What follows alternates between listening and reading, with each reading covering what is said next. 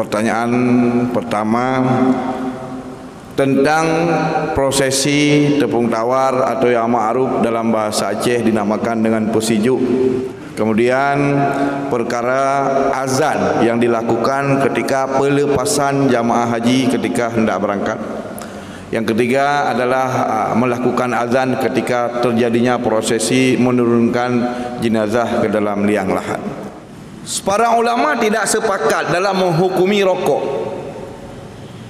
Rokok ada dua teks yang saya dapatkan dalam kitab. Yang pertama dalam kitab Bajuri, Yahudi dengan Nasrani apakah juga merupakan agama samawi atau agama samawinya adalah Islam. Ketahuilah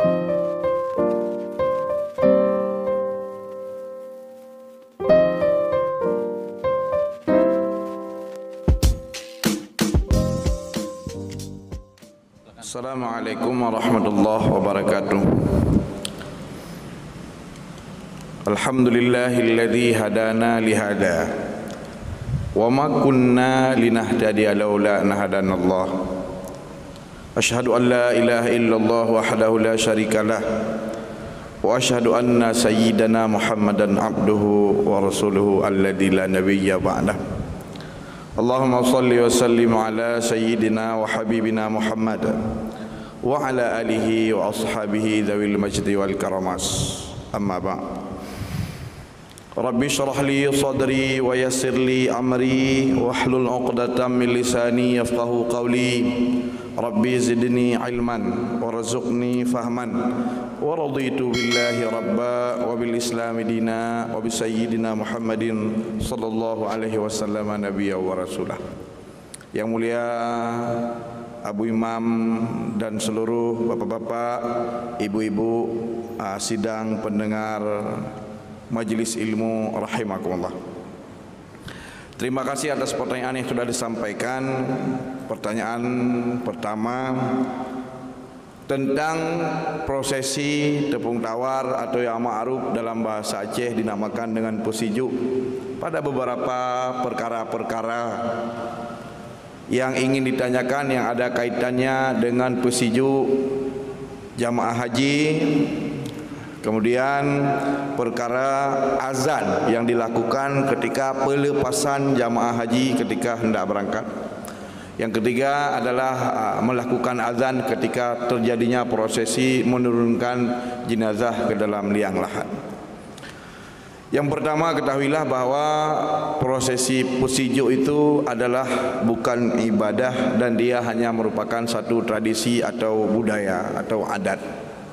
Dan dia tidak punya kaitan sama sekali dengan agama, tetapi dia adalah merupakan satu bentuk doa yang isinya adalah doa, sehingga di dalamnya adalah merupakan berupa bacaan-bacaan zikir dan doa-doa yang tujuannya adalah mengharapkan kepada Allah kiranya orang yang ditepur tawari tersebut mendapatkan keberkahan, selamat di perjalanan, dan itu sudah merupakan satu tradisi. Dalam kaedah ilmu usul fiqh, sebuah tradisi yang tidak bertentangan dengan nilai-nilai syariah itu tidak dipermasalahkan di dalam agama. Tentang adanya misalnya bahwa misalnya tradisi itu ada yang mengklaim bahwa dia berasal dari sesuatu yang di luar Islam, sesuatu yang pada asalnya berasal misalnya kita asumsikan dari luar Islam, kemudian dibawa menjadi satu tradisi dalam Islam, kemudian apa yang ada di dalamnya diganti, itu tidak mengapa dalam agama. Tentang masalah misalnya ada sesuatu yang secara zahirnya serupa tetapi memiliki sisi hakikat yang berbeda, itu tidak dipermasalahkan di dalam agama. Misalnya ada acara yang serupa berupa tepung tawar yang dilakukan oleh misalnya penganut agama Hindu dengan membaca berupa sesajen dengan dibarengi dengan adanya sesajen, kemudian ada bacaan mantra tertentu. Di saat yang sama ada orang Islam yang melakukan hal demikian. Apakah secara serta-merta mengidentikan orang tersebut telah beramal dengan amalan orang Hindu? Itu tidak. Karena di dalam ajaran agama Hindu sekalipun, Persijuk itu atau tepung tawar bukan bagian dari rukun agama, juga satu tradisi yang ada pada mereka. Sehingga ulama-ulama kita, di antara hujjah yang dibawa itu terdapat di dalam kitab As-Sawa'iqul Muharriqah yang dikarang oleh Imam Ibnu Hajar Al-Haytami, yang dicetak oleh cetakan Kitabevi dari Istanbul, Turki. Di sana dijelaskan tentang berupa apa yang dilakukan oleh Rasulullah, berupa beliau memercikkan air kepada wajah Fatimah ketika beliau hendak menikahkan Fatimah dengan Ali, yang kemudian dasar ini dijadikan sebagai satu bentuk analogi, dibawa hal ini kepada perkara-perkara yang lain yang memiliki nilai-nilai yang sama dengannya. Selama masa keyakinan itu tidak salah dan tidak ada sebuah anggapan bahwa ini adalah ibadah, selama tidak ada anggapan ini ibadah, selama tidak ada anggapan bahwa ini harus dilakukan, maka itu tidaklah mengapa. Sayyid Muhammad dalam kitab beliau Mafahim Yajibu an Tusahha wal Khatar fi i'tiqadima, yang dikhawatirkan adalah ketika meyakini sesuatu menjadi bagian syariat padahal hakikatnya dia bukan adalah bagian dari syariat. Sama seperti orang yang mengerjakan solat tasbih pada malam nisfu Sya'ban. Apakah ada syariat pengkhususan solat tasbih pada malam nisfu Sya'ban, atau wari keterangan solatlah tasbih pada malam nisfu Sya'ban? Itu tidak ada. Namun tidak terlarang dilakukan pada saat itu tanpa dibarengi satu keyakinan atau i'tiqad memang ada kesunahan khusus pada malam itu. Selama masa tidak meyakini ada kesunahan khusus, ada perintah khusus, namun sebatas perkara mubah yang tidak terdapat di dalamnya nilai-nilai yang bertentangan dengan agama, maka hukumnya adalah mubahah atau yubahu, boleh-boleh saja. Kemudian yang kedua, tentang masalah azan yang dilakukan setelah pelepasan mereka sudah berangkat naik mobil, kemudian dilakukan azan. Dalam kitab-kitab fikih, wabil khusus mazhab Syafi'i, yang kemudian disampaikan kembali penjelasannya lebih detail melalui elaborasi catatan-catatan kaki oleh ulama-ulama Syafi'iyah, dari kitab yang kecil sampai kepada kitab yang sudah mutawassit, tengah-tengah sampai kepada mutawalat, kitab yang berpuluh-puluh juz, disebutkan bahawa ada beberapa tempat disunahkan melakukan azan. Tentang anggapan bahawa azan adalah merupakan salah satu syiar untuk memanggil orang solat, itu tidak salah. Tetapi melakukan hasor, membatasi bahawa hanya disunatkan azan untuk solat, membatasi hanya disunahkan azan untuk solat, itu salah. Namun yang benar, azan termasuk salah satu syiar memanggil orang solat. Tetapi tidak bermakna azan hanya boleh dilakukan pada ketika orang memanggil hendak solat. Buktinya disunahkan melakukan azan di telinga kanan si bayi dan mengiqamahkan di telinga kiri, padahal dia tidak dipanggil untuk solat karena dia masih belum baligh, tapi toh disunahkan untuk melakukan azan. Di antara beberapa tempat yang disunahkan azan adalah di belakang musafir. Ketika seseorang melakukan perjalanan, setelah mereka berangkat, orang yang ditinggalkannya di belakang mereka safir, disunahkan azan. Di dalam kitab Hasyiah Bajuri juz 1, I'anatul Talibin juz 1, Syarah Al-Mahali juz 1, dan beberapa kitab-kitab lain yang pernah saya baca, semuanya disebutkan disunahkan melakukan azan di belakang musafir. Itulah sebabnya ketika mereka sudah naik mobil berangkat, mereka melakukan musafir, di belakang mereka berangkat. Ketika mereka sudah membelakangi kita, dilakukanlah azan. Sunnah hukumnya. Dan dalam mazhab-mazhab yang lain selain mazhab Syafi'i juga dihukumi juga sebagai satu kesunahan. Kemudian mengenai azan yang dilakukan di dalam kubur ketika menurunkan mayat, ini adalah satu bentuk analogi kias yang dilakukan terhadap apa yang sudah saya sampaikan menjadi bagian jawaban nomor 2. Disunahkan azan di belakang musafir. Jika hanya seukuran ke Mekah saja dia safir disunahkan azan di belakang dia, maka orang yang mati itu hakikatnya adalah mereka sedang safir ke akhirat. Mereka sedang menempuh perjalanan yang lebih jauh dari Mekah. Mereka akan singgah di kubur 3.000 mungkin 4.000 tahun. Kemudian mereka akan menuju akhirat di mahsyar sampai puluhan ribu tahun. Dan akhirnya mereka akan berjalan di atas Shiratal Mustaqim hingga akhirnya tempat terakhir singgah jika bukan syurga adalah neraka. Ini satu bentuk analogi kias yang dilakukan oleh minoritas ulama. Ini satu kias analogi yang dilakukan oleh minoritas ulama sebagai satu bentuk kias analogi perbandingan masalah dengan azan di belakang musafir hingga terseret menjadi satu masalah baru. Jika sejauh perjalanan Mekah disunahkan azan, tentu ini lebih utama untuk dilakukan azan karena perjalanannya lebih jauh. Ini analogi ini, kias ini adalah kias yang kurang tepat, kias yang kurang kena, sehingga jumhur ulama Syafi'iyah menjelaskan. Di antaranya di dalam kitab Hasyiah Bajuri I'anatul Talibin juz yang pertama, saya masih menghafal redaksinya. La tusannul adnu inda inzalil mayiti qabran khilafan qala bi sunnatih lakinnahu radathu fil ubab. Tidak disunahkan melakukan azan ketika menurunkan mayat ke dalam kuburan. Berbeda sedikit pandangan dengan ulama yang mengatakan sunnahnya.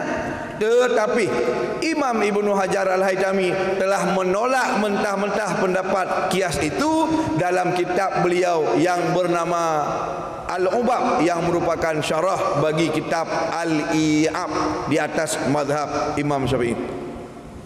Sehingga karena itu merupakan pendapat yang dhaif, malah sangat dhaif sekali.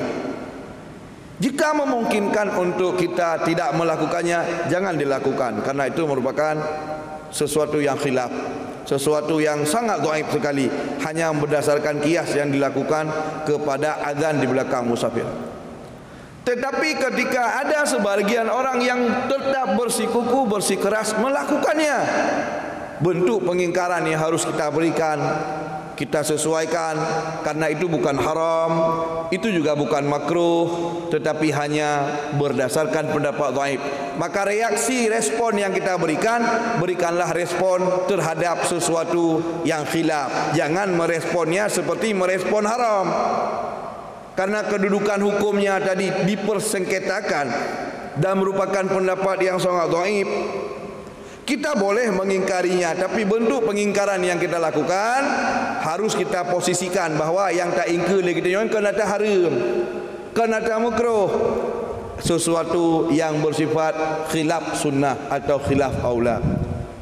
Ketika kita jumpai ada sesuatu yang haram, kita harus memberikan respon. Responnya harus keras karena hukumnya haram. Ada sesuatu yang bersifat makruh, kita juga harus memberikan respon. Responnya berlebih lemah bak haram. Kemudian ada respon yang harus kita berikan terhadap sesuatu yang khilaf sunnah, harus lebih lemah bak nyalam karena kedudukan hukum berbeda. Baik itanya wat yang merupa dengan barang khilafiah, ka kalau lagi merupa dengan haram gede. Ini menunjukkan kejahilan.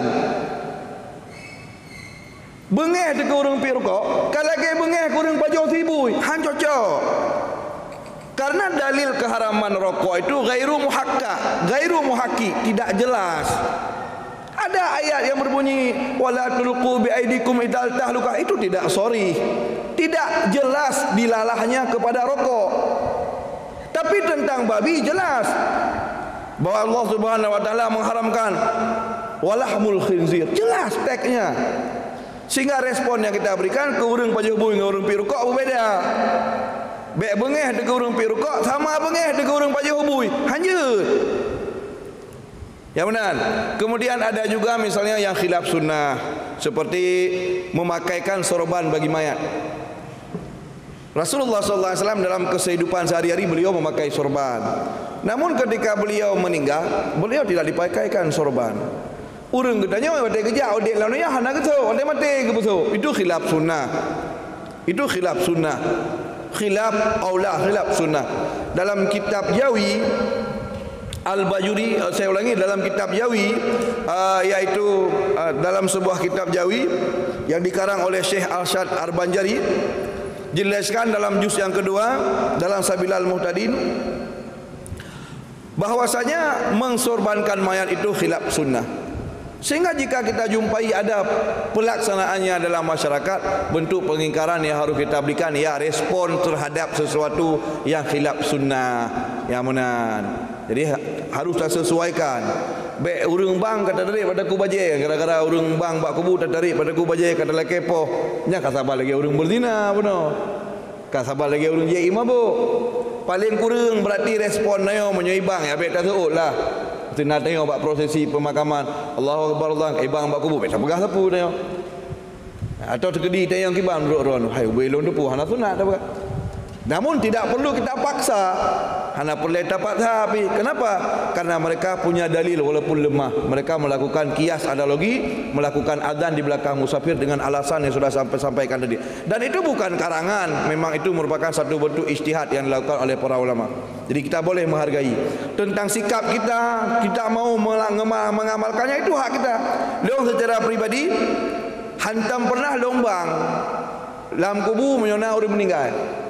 Dan long sendiri hantam pernah long seot watai ibang na urang ibang lang kubu ibang ite yang malung ibang tunggu long nak ibang hai ro manyo na ilme ne bang aju ilong hana ilme gebang aju ketika gebang ilong hana long pegaru hana long pegah sapu yang menan. Kenapa kan respon yang lebih respon terhadap khilafiyah.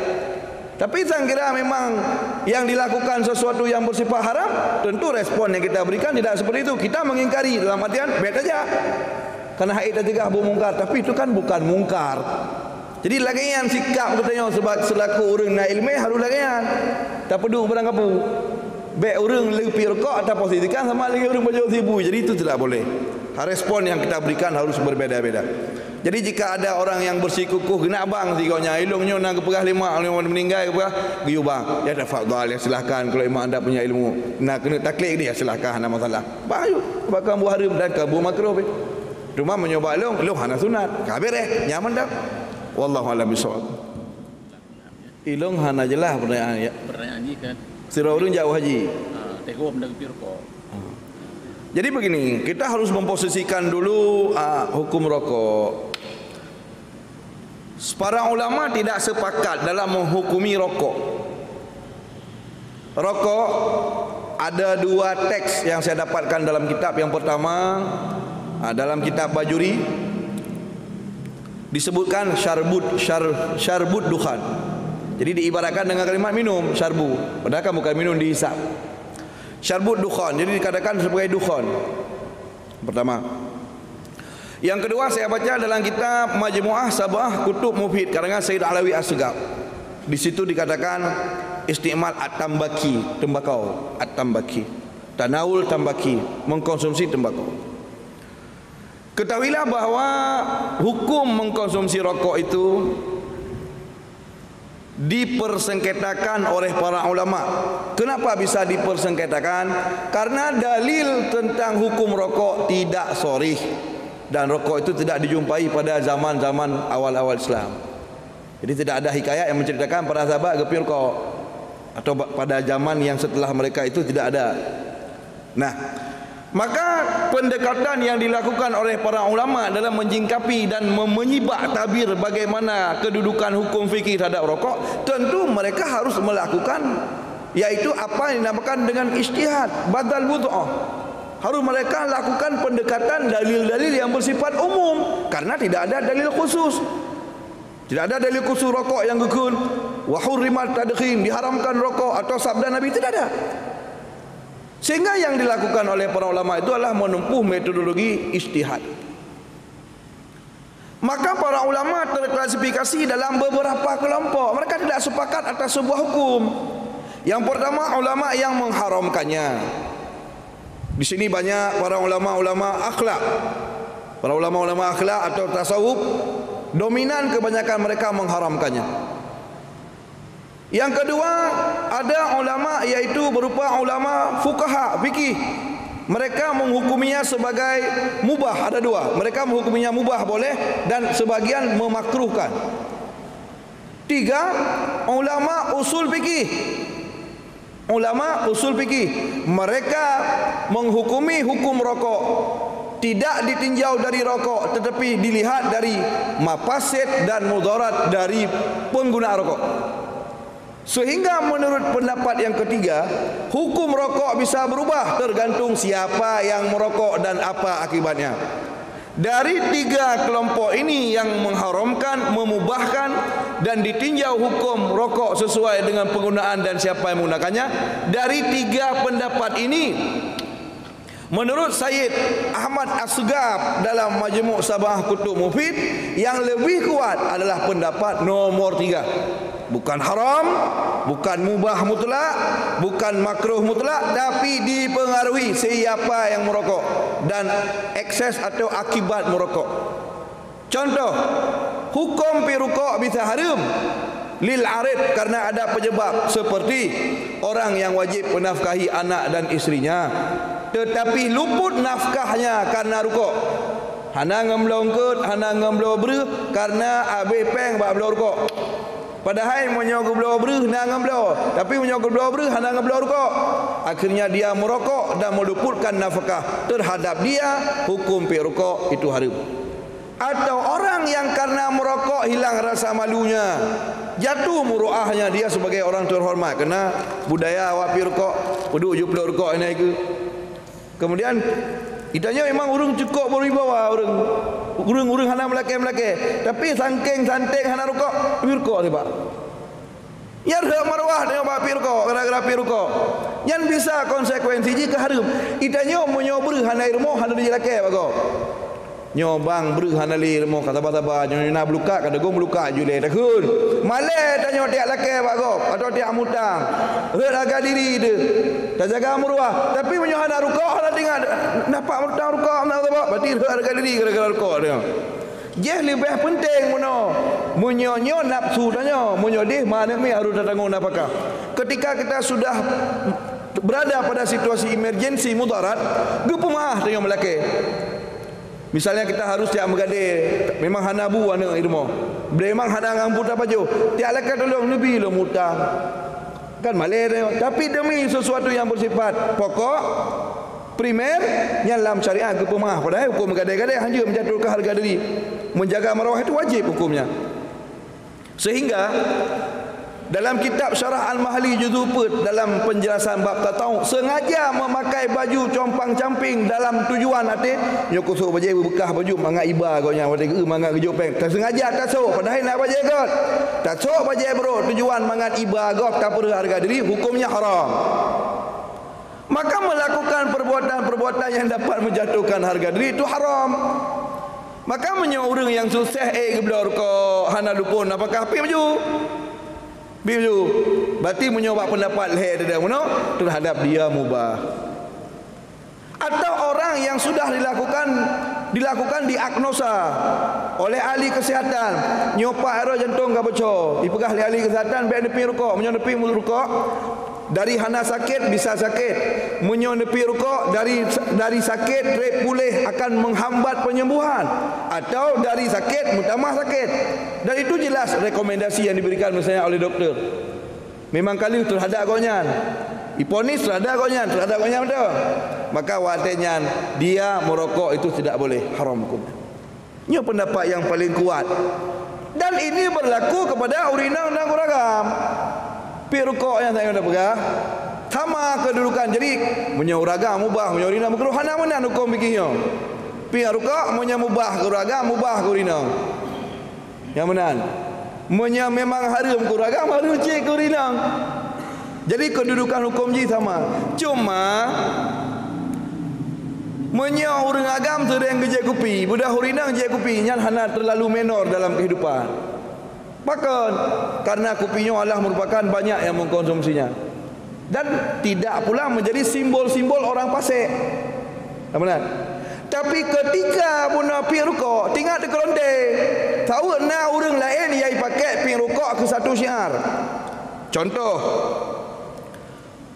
CNO tanya Katuha Muhammad sudah berubat. Dan CNO boleh, yang penting baik warna hitam. Jangan kembalikan kepada warna asal kepada hitam. Tacet merah hajut, tacet kuning hajut.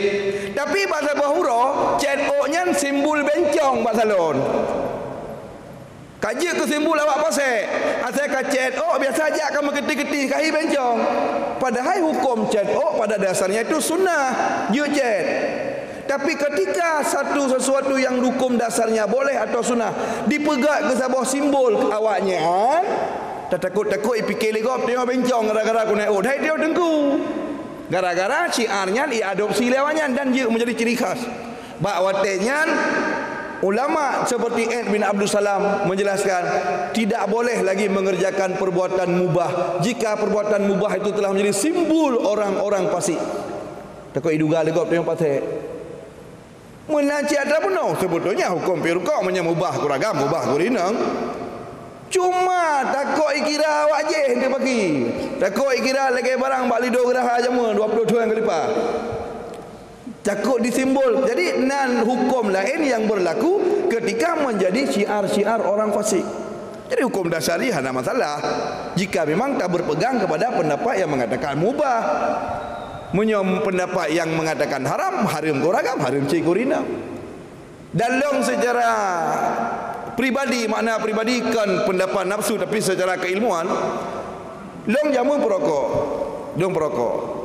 dan long piuh rokok karak 20 dolar kan euro karak 20. Dan saya bisa melupakan pi rokok seperti tidak ada bekas. Saya tidak pernah merasa pernah merokok. Nyamban gadah kesan, hana kesan le sama sekali. Sehingga dalam hal rukuk, dalam kajian keilmuan, saya lebih cenderung kepada pendapat nomor le, bahawa hukum pi rukuk bisa berubah tergantung orang pi.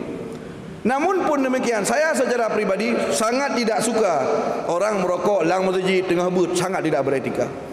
Yang menyuruh dengan untuk but le pi rukuk inan. Nyero menyonan dengar rencana kena dengar but, biar pi rukuk dia. Pirqah dua. Dalam kitab Qurratul Uyun ada ulama yang berpendapat dan sudah pernah saya sampaikan. Jadi bab pirqahnya nabe. Jadi abe rukuk, punting rukuk, potong rukuknya adalah gekeun istiqdar. Kuto, barang kuto. Ikat kena ngabe rukuk jiput lagi pahangin dapat mengakibatkan terkotornya masjid. Apabila ada orang yang sengaja jadi ke protes nunggu bila lagi pahangan tengah dia pun nak pergi rukuk dalam masjid ni kuto masjid abe-abenya nuti puting berangkapat ke protes kerana memang naga mana. Jadi begah tanya bengeh emosi budak kahanam pulih macam sebaik akhirnya dengan sengaja tak pegak tak sengaja tak kotori masjid. Akhirnya memang tak sengaja tak cek abe rukuk, memang tak sengaja tak perlu abe berkuto masjid. Ketika kita sengaja mengotori masjid, nak tujuan tak sengaja nak berkuto masjid, yang hukum haram dan bisa-bisa mengakibatkan seseorang itu keluar dari Islam. Dalam kitab Qurratul Uyun. Bisa-bisa kafir ya. Gara-gara pi rukuk tengok berkuto masjid. Jadi termasuk permasalahan rukuknya lagi kan.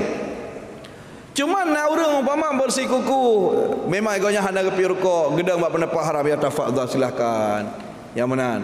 Tapi tanya baik tak paksa respon yang tadi terhadap pirukuk yang baik terlalu lagi apa kan karena memang ke hukum haram pirukuk yang tidak muhakkak. Artinya tidak seperti lafaz ayat wala taqrabuz zina. Jangan kau dekati zina. Jangan kau makan harta wala taqulu malal yatim. Jangan kau makan harta yatim. Mudah tak minta. Tapi menyawala pi rukuk payah tak minta. Sehingga nahi nyan pi hanji tak pegah tahqiq. Yang benar. Tetapi tentu tidak merokok terhadap mayoritas manusia tentu lebih utama. Apalagi tapi rukuk bab tempat-tempat umum ya. Jika ada satu aturan, saya baca dalam kitab Nihayatul Zain, Imam Nawawi bin Umar Al-Bandani. Misalnya ada satu aturan umum oleh pemerintah, baik pemerintah pusat atau pemerintah daerah. Itulah yang dilarang merokok di tempat umum. Umpama kali sediakan tempat-tempat khusus tempat pergi rokok mengganggu kau. Bedah tanya tapi rokok lah motor lebih-lebih. Pi rokok dia. Padahal sudah ada satu kanun atau peraturan dilarang merokok di tempat umum, tapi masjid ketika itu bisa berubah hukumnya menjadi haram karena tidak taat kepada apa yang disampaikan oleh pemimpin. Yang jikara. Yang pegahnya urang hendak pi rokok. Tentu orang yang pegahnya urang hendak pi rokok walaupun mantan perokok, tapi hukum fikih memang lagi kan. Yang benar. Kata biasa lu kauri kena duduk baruangan tertutup lu sama dia macam sebagainya. Kena orang pi rokok naik hana duk ju dia kan hana mau tahu tarik ju dalam kep duk ju pam ikut kipas angin macam sebagainya. Itu kurang beretika. Kemudian dia dapat sagok memang yang hana pi rokok dari dubi luar yang kan terlalu ego dia. Yang betul orang pi rokok di luar, masa orang hana pi rokok di dubi luar. Jadi nyankan. Jadi nyan etika yang salah dalam bergaul dalam beramalah. Demikian wallahu a'lam bishawab. Kerana wadai kat tingkat lembui doang lembui lehel. Jadi ada lembui sah tentang Nabi Syed pakai mempelu apa suhub yang diberikan oleh Allah kepada Nabi Syed dan kiban kehidupan masyarakat bahawa tenyan yang akan disampaikan pada sebatau ke yang pending. Ya, jadinya tentang kehidupan Nabi Syed disebutkan dalam kitab Bidayah wa Nihayah Imam Ibnu Katsir. Karena apa kan? Karena Nabi Syednya seorang nabi yang bukan rasul. Jadi dari 25 Nabi Rasulnya hana itamong Nabi Syed. Sehingga kisah-kisah tentang Nabi yang bukan Rasul dia lebih mastur, lebih tertutup, lebih deep dibahas. Malah dalam Al-Quran yang mulia pun tidak ada teks-teks langsung. Kemudian dalam hadis-hadis banyak riwayat-riwayat karena jauh lah, kabar jauh. Karena banyak riwayat-riwayat yang Israiliyat. Jadi karentan karena cerita kabar saja. Tingkat cerita Nabi Musa yang Nabi Rasul mentang yang karentan dengan cerita Israel, apalagi yang berat haji anak Nabi Adam. Sehingga jauh karena berat haji sehingga lang agama api hana projek tepu. Hana projek tepu. Cuma menyertai tepu mentang Nabi Rasul yang 25 yang mentang yang wajib turi Nabi Rasul 25 dan wujud cerita atau kisah-kisah mereka secara ijmal saja. Yang benar. Tetapi pun demikian tentang Nabi Syednya insyaAllah minggu ke akan lun sampaikan dengan beberapa referensi supaya lebih mantap. Pertanyaan yang lemboi dua benar tentang Yahudi dengan Nasrani, apakah juga merupakan agama samawi atau agama samawinya adalah Islam? Ketahuilah bahwa agama yang diperintahkan oleh Allah Ta'ala hanyalah merupakan Islam, dan itu banyak sekali isyarat-isyarat dalam Al-Quran yang mulia. Seperti Allah berfirman, qulu amanna billahi wa ma unzila ilaina wa ma unzila ila Ibrahim wa Ismail wa Ishaq wa Yaquba wal asbati wa ma utiya Musa wa Isa wa ma utiya an-nabiyyuna min rabbihim la nufarriqu baina ahadin minhum wa nahnu lahu muslimun fa in amanu bimithli ma amantum bihi faqad ihtadaw wa in tawallaw fa innama hum fi shiqaqin fasayakfikahumullah wa huwa as-sami'ul alim. Sibghatullah wa man ahsanu minallahi sibghah wa nahnu lahu 'abidun. Yang dalil ini Islam mendung yang betul.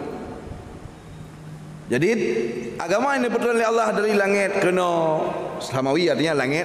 Agama yang kebetulan dari langit yang melalui Jibril kena semuanya beragama Islam. Dan si penganut agama itu dinamakan sebagai Muslim, agama Islam. Tetapi yang membedakan itu hanyalah syariat. Pengamalan syariat haji manteng yang berbeda. Agama mandum beragama Islam ataupun agama Hanif atau agama Tauhid.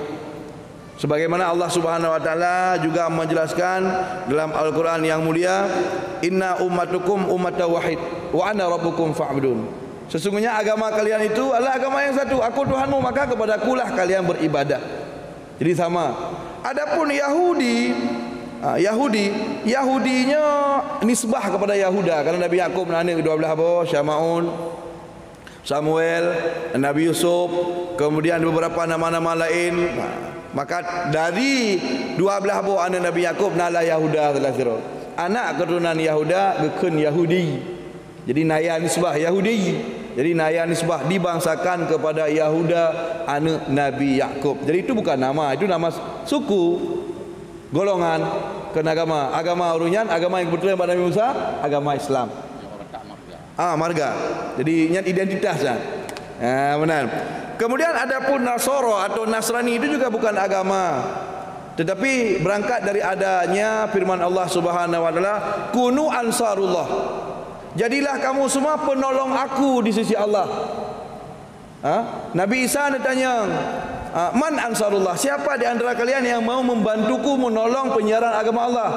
Qalu, mereka menjawab, nahnu ansarullah, kamilah orang-orang yang mau menolong. Makanya nasara, menyulang bahasa dia nasara yang seru nasaran bahwa nasirun, orang yang menolong, yang menan. Kemudian agama yang diturunkan oleh Allah Ta'ala dari langit adalah agama Islam, yang benar. Kemudian adapun Yahudi dan Nasrani itu bukan agama. Jadi agama Samawiyah mandum-mandum adalah merupakan ke Islam nanji. Dan dalilnya kalau lumba benar. Kemudian Nabi Ibrahim juga kekun, inna salati wa nusuki wa mahyaya wa mamati lillahi rabbil alamin la syarika lahu wa bidzalika umirtu wa ana awwalul muslimin bigoknya. Maka lafaz kata awwalul muslimin long orang yang pun taat Islam. Nisbah ke tau? Nisbah lang gampung goknyan, lang kaum goknyan orang yang pun taat Islam inan. Lang kaum segolam goknyan, Nabi Rasul lam tempat umat Nabi Muhammad yang pun taat Islam Nabi Muhammad. Yang benar. Sehingga keperah dalam kitab Bajuri juzuk 1 yang baca ayat nyan badoa iftitah. Inna salati wa sampai wa ana minal muslimin, lalu dia mengiktikadkan makna yakin nyo long urang yang pun tak Islam, berarti urang segala belum hana Islam. Iktikad makna lagi nya yang urangnya kafir. Karena dia telah mengkafirkan sekian banyak orang-orang Islam. Yang terakhir tentang masalah terpecah belahnya umat menjadi 70 heboh golongan. Melalui hadis Nabi SAW dalam Hasyiah Tafsir Sawi juz yang pertama pada kitab tafsir surat Ali Imran, yang di sana dijelaskan wal takum minkum wala tafarraqu wa kuntum ala syafa hubratin minan nar sampai akhir, dijelaskan tentang hadis tersebut riwayat Imam Abu Daud. Dan saya pernah membaca syarah hadis itu dalam kitab Syarah Sunan Abu Daud yang dikarang oleh Syekh Muhsin Al-Abbad juz yang ke-22 halaman 222, pernah lu baca dan tinggal lu mata referensi. Yang ingin saya jelaskan adalah tentang masalah punopu yang kita yang boleh so.